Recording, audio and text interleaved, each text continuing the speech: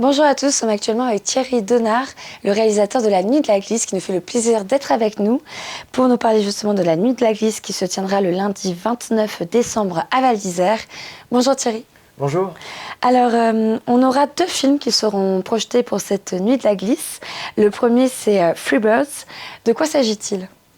On a voulu, pour la Nuit de la Glisse, avoir une comparaison entre une décennie complètement folle, c'est-à-dire entre 2010 et 2021, on va dire ça, et puis l'après-Covid, avec une autre décennie, une autre vision du sport, avec des choses qui ont changé.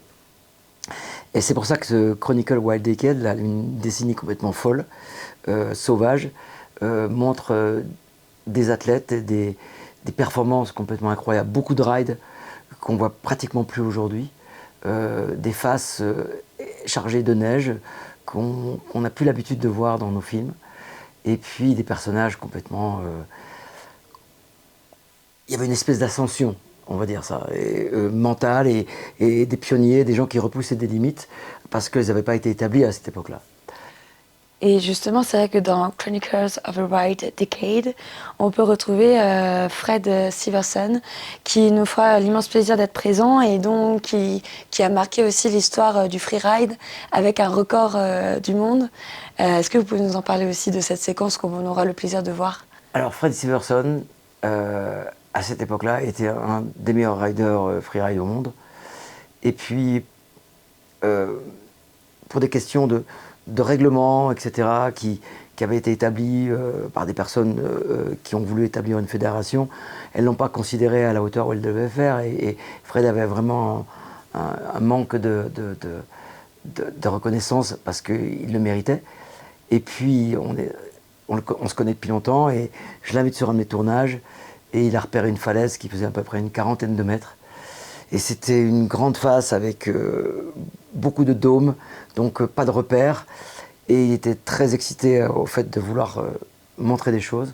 Et ce jour-là, il a fait une erreur de trajectoire qui l'a emmené sur une falaise qui a été évaluée à plus de 107 mètres. On a établi le record à 107 mètres parce que c'est parti comme ça, mais il a été même plus loin, même plus haut. Et il faut savoir qu'il s'en est rendu compte tout de suite.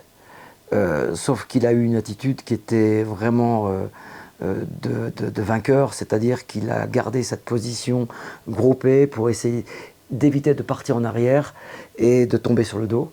Et il est retombé sur ses skis. Donc évidemment, ça a été une explosion. Les skis, il les a perdus immédiatement et est rentré dans plus de 2 mètres de neige. Mais il a sauvé sa vie comme ça. Et moi j'étais sur place, donc on était deux.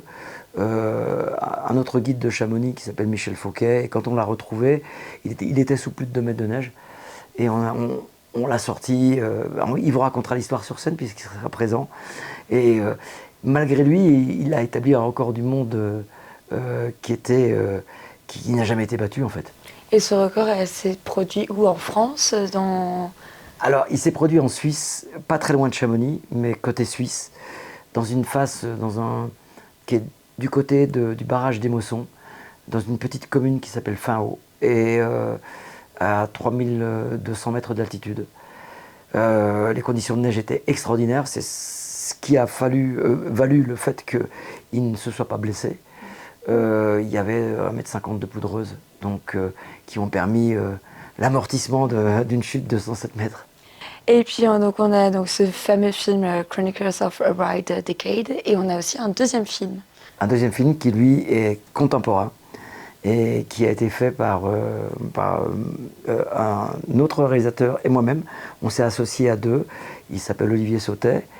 Et dans ce film, on a entre autres Kai Lenny, sans doute le surfeur le plus connu au monde, mais qui est ultra professionnel, un gros chargeur. Et on le voit à Jaws et aussi à Nazaré, avec des expériences vécues exceptionnelles. On a aussi un triple champion du monde, et pourtant il n'a que 19 ans, de wingfoil. Il s'appelle Chris McDonald. C'est juste exceptionnel. Le wingfoil, c'est un sport qui est en train de monter.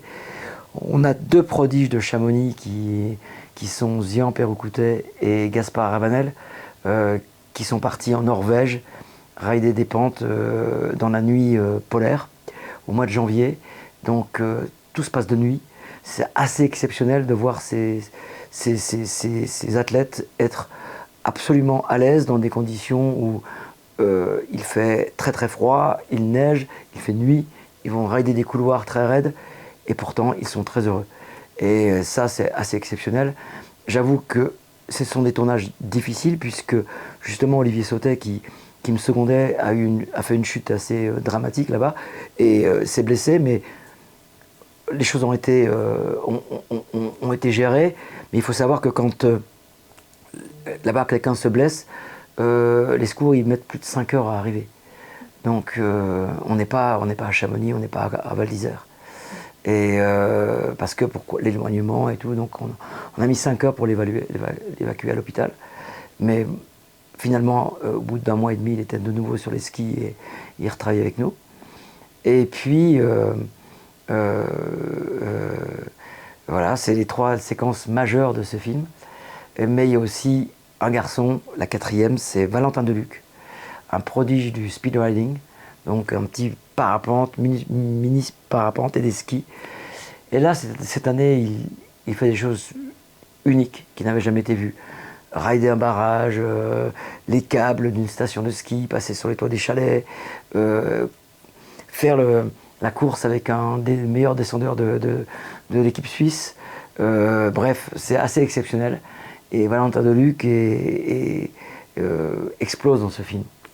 Et c'est vrai que la Nuit de la Glisse est connue, ça fait depuis plusieurs années que chaque année la Nuit de la Glisse revient avec des nouveaux athlètes mis en avant, avec des très belles images. Qu'est-ce qui vous anime encore aujourd'hui? Comment vous arrivez à mettre en avant chaque année les sports de glisse à travers vos documentaires, vos films? Alors chaque année, c'est une remise en question pour essayer de savoir qu'est-ce qu'on va faire l'année suivante. Là, on est parti sur un programme de 2 ans.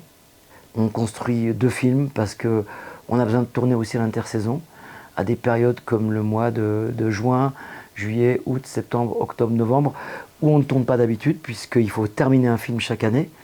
Donc on a décidé d'avoir un rythme différent. Et puis, on reçoit quand même une motivation importante qui décuple notre énergie. Quand on a plus de 39% d'augmentation d'entrée en Europe, pour nous c'est exceptionnel, on a atteint des chiffres records. On fait déplacer des gens au cinéma qui ne vont plus au cinéma. Pour eux, c'est le fait d'aller voir un événement. Et on garde une qualité cinématographique, ce qui est exceptionnel, c'est-à-dire on ne va pas décevoir un spectateur parce que la qualité d'image et la qualité de YouTube. Là, on est sur un autre niveau. Et c'est ça qu'on essaie de travailler. Et évidemment, moi j'ai une équipe formidable qui se remet en question tout le temps. C'est aussi ça. C'est le contact avec le public, la sentence elle est immédiate. On connaît, on voit ce qui plaît aux gens, on comprend ce qui ne plaît pas, on sait sur quoi on doit travailler. Et en fait, c'est que du travail supplémentaire. Chaque année, on doit bosser plus l'image, on doit bosser plus la qualité d'image, plus le contenu, plus le ride, plus ceci, etc. À la fin, on augmente toujours la qualité des films. Et puis c'est aussi de rassembler 2 mondes différents, donc le sport, un peu sport extrême, le sport de glisse, mais aussi le côté culturel, le côté cinéma, le côté tournage. Et c'est ça, c'est exactement ça, vous l'avez dit, vous l'avez bien résumé, parce que c'est exactement ça, c'est allier l'aventure, l'événementiel, et l'événement avec une qualité cinématographique. On ne va pas voir un film à la Nuit de la Glisse, on va voir une expérience cinématographique, une expérience visuelle. Et beaucoup de gens nous disent wow, « j'ai débranché, j'ai passé un moment extraordinaire ». C'est ce qu'on apporte au public. Pendant un moment, ils oublient tout. Et donc c'est vrai que la Nuit de la Glisse, on retrouvera donc lundi 29 décembre à 18h au CHO, au Centre de Congrès Henri Oreiller. Malheureusement, vous ne serez pas présent avec nous, mais nous aurons justement Fred Sivertson dont on a parlé. Et je pense que c'est encore mieux. Et en tout cas, il faut aussi savoir qu'il y aura 5 places à gagner en après-ski sur Radio Val d'Isère. Donc restez connectés et n'hésitez pas à bien écouter la matinale, mais aussi l'après-ski. En tout cas, merci merci beaucoup d'avoir fait le plaisir d'être avec nous aujourd'hui, Thierry. Et puis au plaisir et on se revoit bientôt, j'espère. Merci beaucoup. Merci, à bientôt. À bientôt.